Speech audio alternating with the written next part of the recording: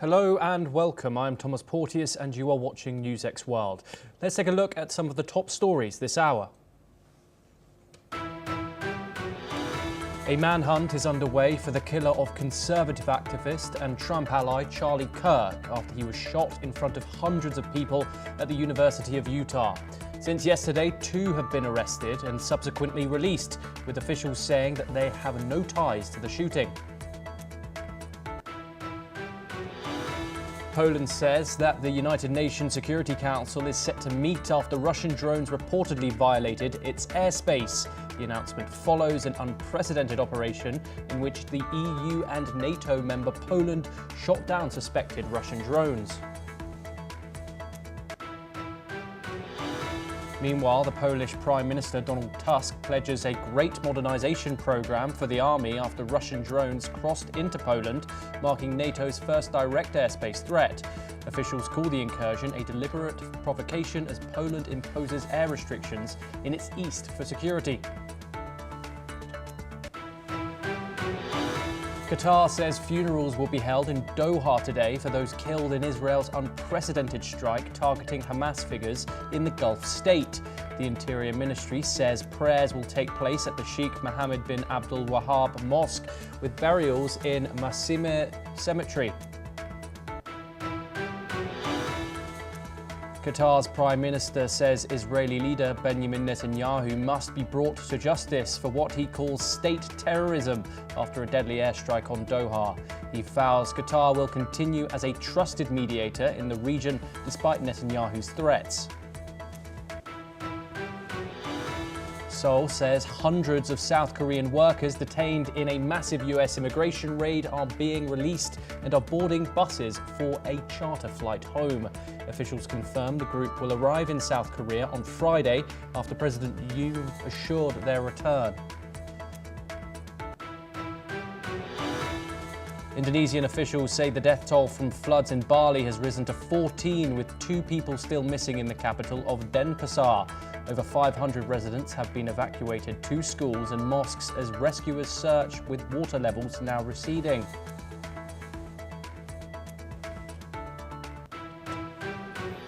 Now we move to the United States for our top story of the day, where a manhunt is underway for the killer of conservative activist and close Trump ally Charlie Kirk, who was shot dead while speaking at Utah Valley University. Kirk, the founder of Turning Point USA and a prominent voice in American conservative politics, was struck by a single gunshot while fielding questions about gun violence during his campus appearance. The FBI and Utah Department of Public Safety are leading the investigation, with police and federal agents launching an intense manhunt for the suspected sniper. 2 people were detained hours after the shooting and have now been released, with officials confirming that they have, quote, no current ties to the attack. Utah Governor Spencer Cox calls the shooting a political assassination, while Robert F. Kennedy Jr. condemns the killing, saying the bullet silenced the most eloquent truth teller. The university has suspended all classes until Monday and says it is grieving with students, faculty and staff who witnessed what it calls an unspeakable tragedy. Meanwhile, hundreds in Utah have gathered for a candlelight vigil in honor of Charlie Kirk. Let's take a closer look at what the residents had to say.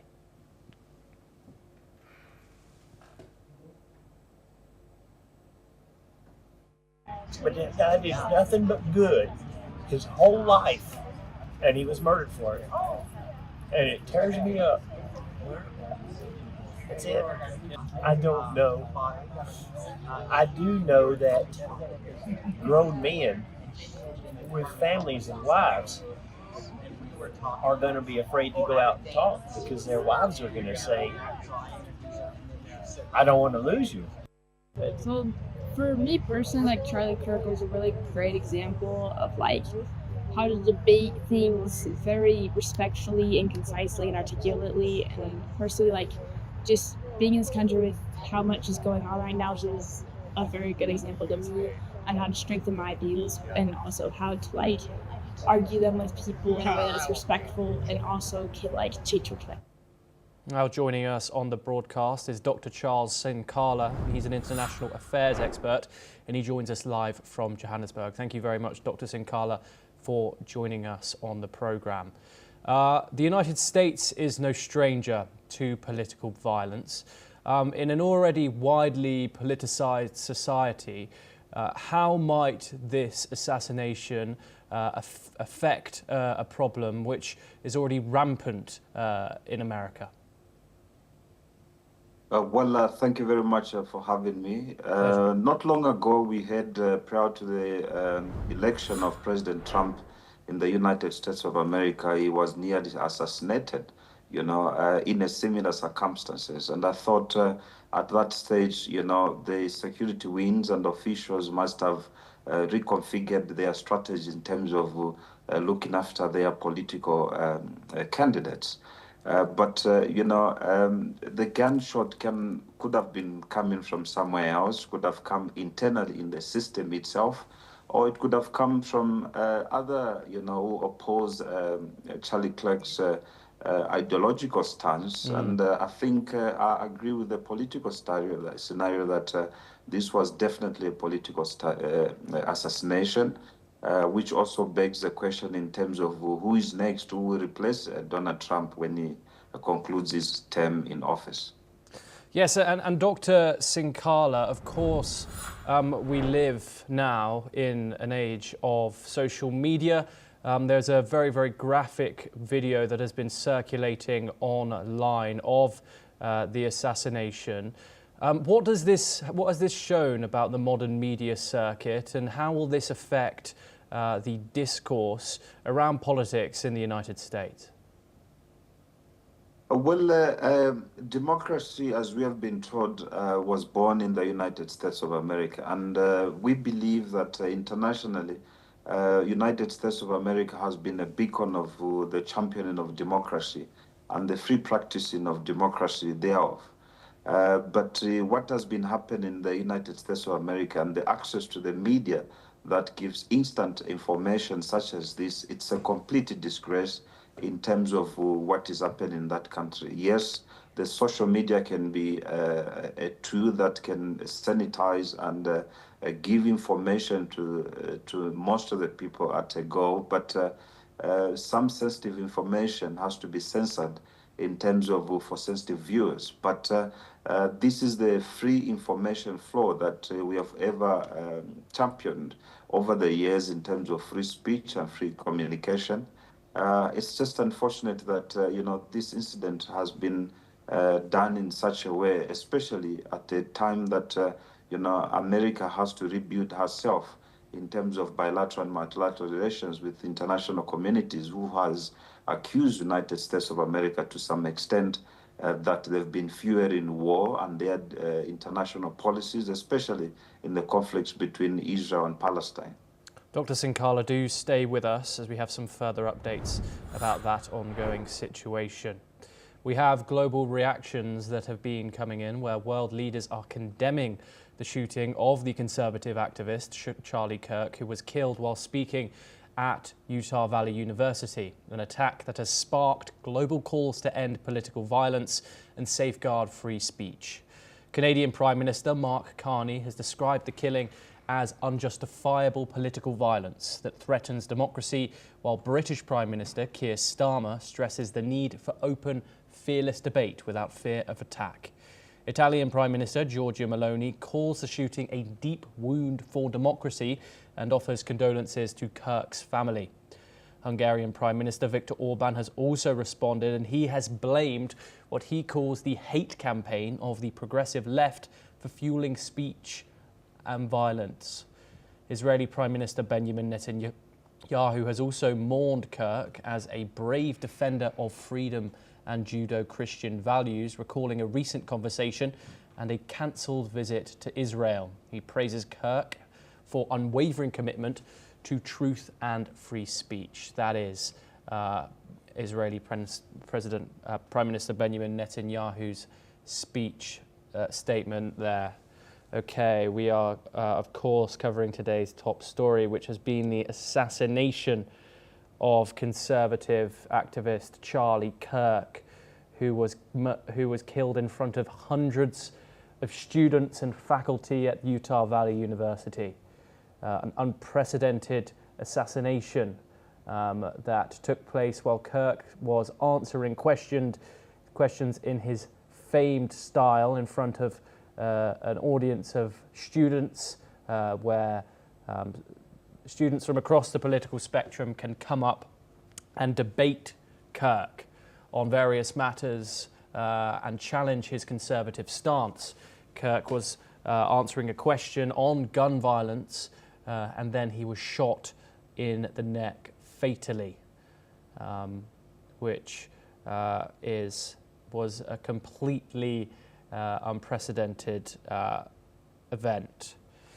Of course, this manhunt is ongoing. 2 people have been arrested, both of which have been released. We are once again joined by Dr. Sinkala. He joins us once again to discuss this. Dr. Sinkala, of course, this is a huge event. Charlie Kirk, known across the political spectrum, not liked by all, but that goes to show how politically divided both America and the rest of the international community is right now. However, what has been true is that throughout the political spectrum there has been calls for political violence, calls against political violence here. What are your thoughts on the international community's reaction and how the US authorities might respond to this, and what might this invoke in an already fractured US political society? It all boils down to security, not only the security to the politicians, but the security to the citizens of the United States of America. United States of America has shown very drastic in terms of seriousness, in terms of their international policy, and as well as in the involvement of peacekeeping missions outside the United States of America. And that has been demonstrated in many other missions that they have taken care of. But internally, the security of their citizens has definitely been at question. Yes, Dr. Charles Sinkala, thank you very much for joining us and giving us your insight on that topic. We will, of course, bring you all the updates coming out of that manhunt that is ongoing and the search for the killer of Charlie Kirk. But next, we move over to Europe, where Finnish President Alexander Stubb is in Kiev for high-level talks with Ukrainian President Volodymyr Zelensky, as Russian strikes intensify and diplomatic efforts to end the war remain stalled. Their meeting centres on security cooperation, European integration, infrastructure investments, and ways to increase pressure on Moscow through tougher sanctions. Ukraine's presidential chief of staff, Andriy Yermak, praises Finland's consistent support, pointing to discussions on security guarantees and the pursuit of a lasting peace.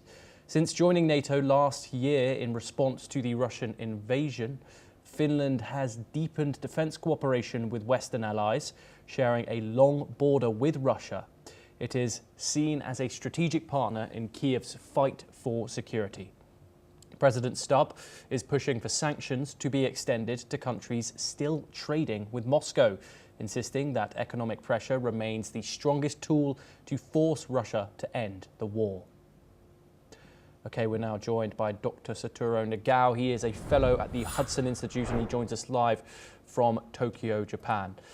Dr. Nagao, thank you very much for joining us. As we've heard there, Finnish leader President Stubb says that economic sanctions are still the best way to put pressure on Moscow. There's been a lot of talk about them. Donald Trump has gone through ways which are controversial to some, for example, placing an extra 25% tariff on India for purchasing Russian oil. Do you think the economic path is the best way to weaken Russia's war machine? Simply said, economy cannot stop the military in most cases, that's true. even if in the total war, the military industry rely on economy. So that was my history indicate that. But in this case, Finland's president's visit to Ukraine is not just a merely economic issue. Indeed, this is a military issue, I believe. What kind of the reasons I need to explain one by one. But simply said, if Russia face many threats at the same time, of course, Russia invade Ukraine was the first problem, but anyway, to defend Russia, if Russia face multiple fronts, Russia face disadvantage. In this case, Finland and Sweden joins the NATO is a disadvantage for Russia because Finland is located just in front of St. Petersburg or very near from the Moscow too, so that's why compared to Ukraine, a more serious location Finland has. And Sweden join means that from the backside they will support Finland. So NATO is locating just in front of Russia now because of the Russia invade Ukraine. So that's why the view from the current issue for the United States arrange a ceasefire in the Russia's invasion of Ukraine, and in this case, how to secure Ukraine is a matter. In this case, the NATO countries should make Russia to face a multiple front to deter Russia's aggression again. In this case, the role of Finland is very important. Role of the Baltic states are important. Role of the Poland is important. These countries are frontline country for Russia, and so that's why this is advantage for NATO. So that's why these countries' role is very important. In this case, just yesterday, Russia drones entering Poland and rising some tension in this place. This is a message from Russia, I think, because if Russia stops their invasion in Ukraine just now, there's a possibility Russia need to face many countries at the same time. That's why, indeed, Russia do not want to change the current situation. So gradually expanding territory itself is beneficial, but at the same time, this is not only reason. If the ceasefire comes, means that many frontline Russia need to defend. Of course, even if just now, of course, they need to focusing on, but just now, Europe are also focusing on Ukraine. But if they need to care about other area, of course, they need to share more resources to defend other area. That's kind of situation is one kind of uncharted world for Russia too. So that's why. Simply said, Finland and Sweden join the NATO is advantage for NATO. That is my analysis. Thank you. Yes, thank you, Dr. Nagal. Do stay with us. We have further updates from the conflict. This comes after Ukrainian military intelligence says a drone struck a Russian Black Sea Fleet vessel near Novorossiysk yesterday, damaging its electronic intelligence systems and leaving the ship badly crippled. The target, a Project MPS V07 class multifunctional vessel worth an estimated $60 million, was engaged in a reconnaissance and patrol operations. Video released by Ukraine appears to show the drone hitting the ship's bridge, though the footage has not been independently verified.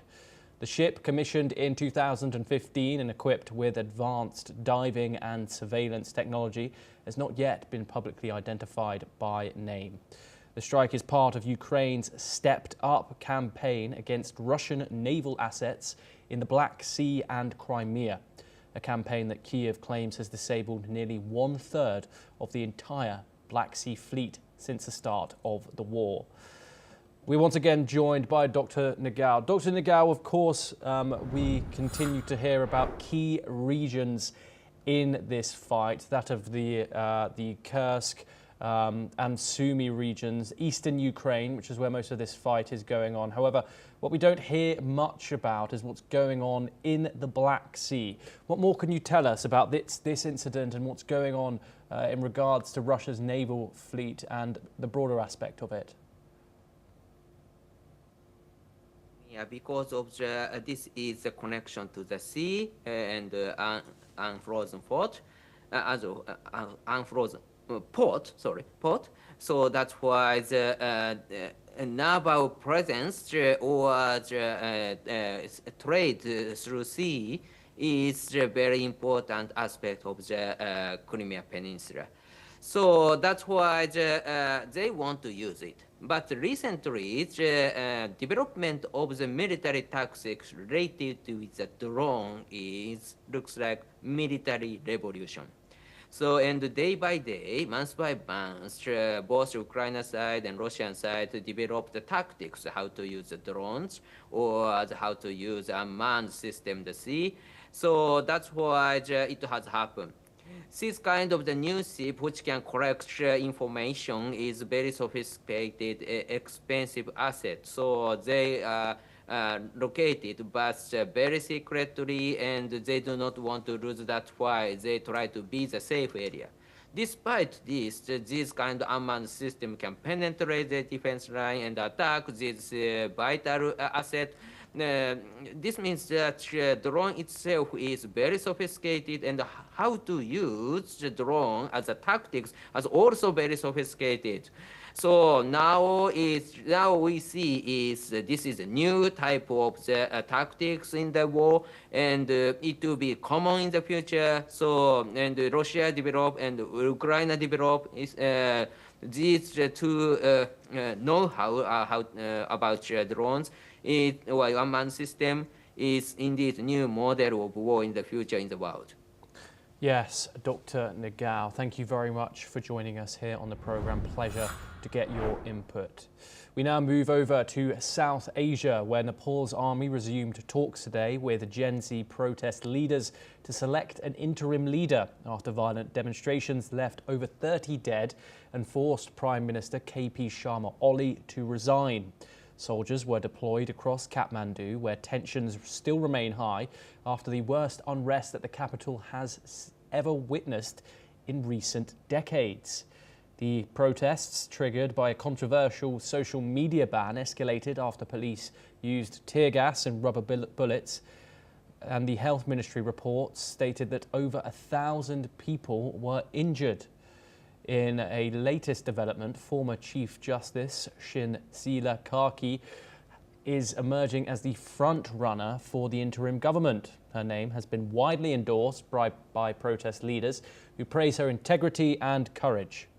Karki has also reportedly consented to the role, but legal experts are still searching for a constitutional path for her appointment. Some divisions among protesters still remain, however. Additionally, shops, schools and colleges are closed in Kathmandu, but essential services have now resumed. While prohibitory orders remain in place in the capital and surrounding areas, international flights still continue to operate. Protesters, mainly young Nepalese, demand action against corruption and urge for better economic opportunities. We will, of course, bring you more updates from that situation, and we have further news coming out of Kathmandu, where violence has left the city in ruins with heavy damage done to key government buildings.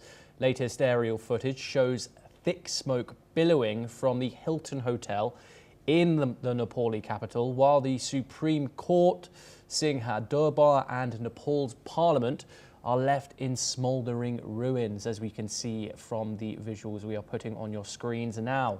Firefighters are also seen battling the blaze at Singha Durbar as smoke continues to rise from various government structures across the capital. The destruction stands as a stark reminder of the violent protests that have rocked Nepal, leaving at least 30 dead and over 1,000 injured.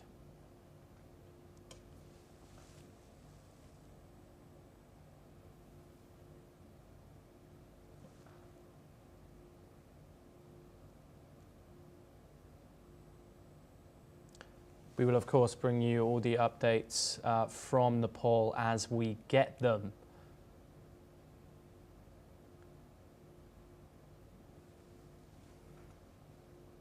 Okay, we stay in the Indo-Pacific, and the Philippines has said that it strongly protects China's plan to establish a nature reserve at the South China Sea shoal. This comes as China has approved the creation of a national nature reserve at the disputed Scarborough Shoal in the South China Sea. The Philippines has said that it will be issuing a diplomatic protest and has urged China to respect its sovereignty. Let's take a listen in. The Philippines will be issuing a formal diplomatic protest against this illegitimate and unlawful action by China, as it clearly infringes upon the rights and interests of the Philippines in accordance with international law. The Philippines urges China to respect the sovereignty and jurisdiction of the Philippines over Bajo de Masinloc, refrain from enforcing and immediately withdraw its State Council issuance, and comply with its obligations under international law. Meanwhile, China has said that it is setting up the nature reserve within its sovereignty and that it is in China's responsibility to protect the ecological environment. Let's take a listen in. 黄岩岛是中国的固有领土，建立黄岩岛国家级自然保护区是中方主权范围内的事，旨在保护黄岩岛的生态环境，维护黄岩岛自然生态系统多样性、稳定性、持续性，符合中国国内法和国际法，也充分体现中方作为负责任大国，积极保护生态环境，推动实现可持续发展的使命担当。 China claims almost the entire South China Sea and calls the Scarborough Shoal island, whereas is known as the Panatag Shoal in the Philippines. The Scarborough Shoal has long been a flashpoint in the dispute between Beijing and Manila over sovereignty and fishing access to a conduit for more than $3 trillion of annual ship-borne commerce. We're now joined by Andrew K.P. Liang. He's a China strategist and he joins us live from Hong Kong.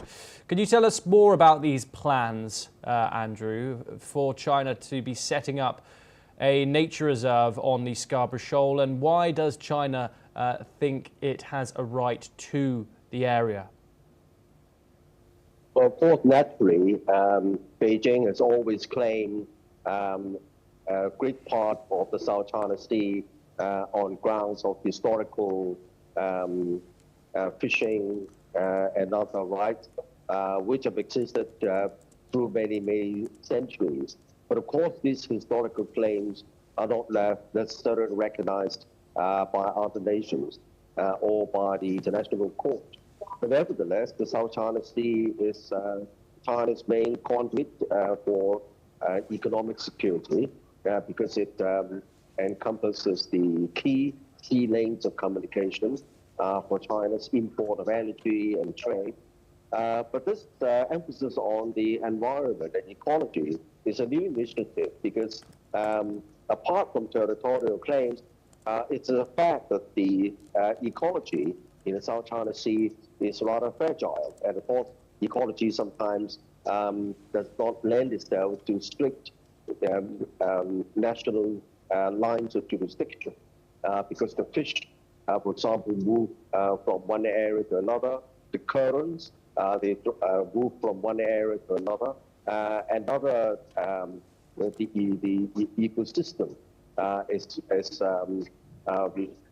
quite mobile with the current. So, and the emphasis on protection ecology, of course, is, finds itself support with the environmentalists.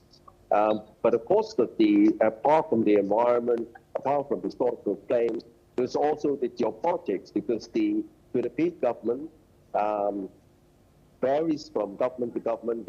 It swings from one side to the other The current government is anti-China under Junior Macron. The previous government, Duterte, is pro-China. And then before Duterte, the Aquino government was anti-China. And before Aquino, the Arroyo government is pro-China. So it's just switching from one side to the other as the Philippines finds its own feet and try to balance against the superpowers between the United States and China. But apart from the Philippines' point of view, the Philippines is increasingly being used by the United States as a useful form to contain China as a result of the security pact between the United States and the Philippines. And of course, this American has got lots of assets in the South China Sea. The first island chain centering in Okinawa, the second island chain centering in Guam. And so this is also a part of the geopolitics in the region. Yes, Andrew KP Leung, thank you very much for joining us here on NewsX World. Always a pleasure to have you on. We now move over and back to Europe, where the Block Everything protests in France have intensified as the protesters set fires, blocked highways and gas stations in the nationwide protests. The protests are targeted against President Emmanuel Macron, the political elite and the planned budget cuts. The political instability and the long-term grievances are said to be the core reasons for the protests. Meanwhile, the French Interior Minister informed that nearly 20,000 people across France participated in the protests. To respond to that, authorities deployed more than 80,000 security personnel. In Paris alone, riot police detained nearly 200 people. Let's listen in to what the French Interior Minister had to say. Mais grâce à la réactivité, aux instructions qui avaient été données aux forces de l'ordre, force est restée justement à la loi. Et on a vu un certain nombre d'images. Nos forces de l'ordre ont été très très réactives et ont justement empêché le blocage du pays à travers des actions. Il y a eu une mobilisation qui a été une mobilisation importante, de près de 200 000 sur l'ensemble du territoire.